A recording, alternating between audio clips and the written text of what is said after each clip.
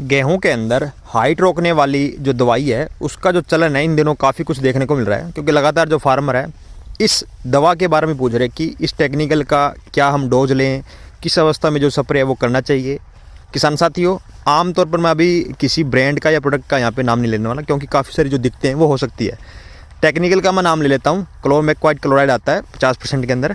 सबसे पहले हम बात करें इस टेक्निकल की, तो इसका जो लेबल क्लेम है, यानी कि किस किस फसलों के ऊपर आप इसका जो छिड़काव है वो कर सकते हो।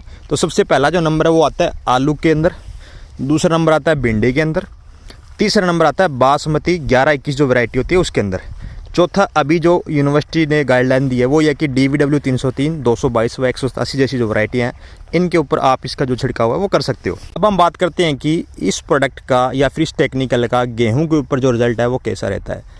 पिछले 3 से 4 साल का जो एक्सपीरियंस है वह जो किसानों ने इस टेक्निकल को अपने गेहूं के अंदर प्रयोग किया है, अलग अलग गेहूं की वैरायटी आप कुछ भी लगा लो, XYZ जो वैरायटी अधिक हाइट लेती है। किसान साथियों, उन्होंने बताया कि जिस साल हमने इसका जो प्रयोग है वो किया है उस साल भी हमारी जो गेहूं है वो गिरी है, जिस साल हमने नहीं प्रयोग किया उस साल भी जो गेहूं है वो गिरी है।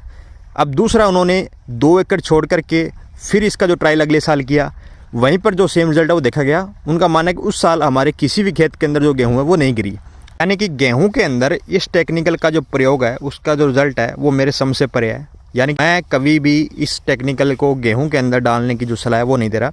अगर फिर भी काफ़ी सारे ऐसे फार्मर हैं जिन्होंने डालना है तो आपको मैं बता दूं कि अगर आपकी गेहूं 60 दिन के आसपास हो चुकी है तो प्रति एकड़ के हिसाब से 220 ml इसकी जो डोज है वो आप रख सकते हो। काफ़ी सारे फार्मर हैं जो 300 ml भी डालते हैं।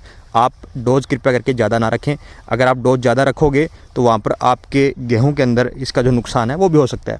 बाकी आलू जैसी, भिंडी जैसी जो फसलें हैं उनके अंदर इस टेक्निकल का रिजल्ट है वो एक्सीलेंट रहा है। वो मैंने खुद देखा हुआ है। वहाँ पर ये जो कंद का साइज़ है वो भी बढ़ाता है, वह भिंडी के अंदर जो फ्लावरिंग है उसको भी लेकर आने में हेल्प करता है। अगर गेहूं के अंदर आप इसका प्रयोग कर रहे हो तो वो आप अपने रिस्क के ऊपर करिए, या फिर किसी फार्मर कहता है कि मैंने पिछले साल यूज़ किया है, इसका रिजल्ट एक्सीलेंट रहा है, तो वो जो किसान है इसका जो प्रयोग है वो कर सकते हैं।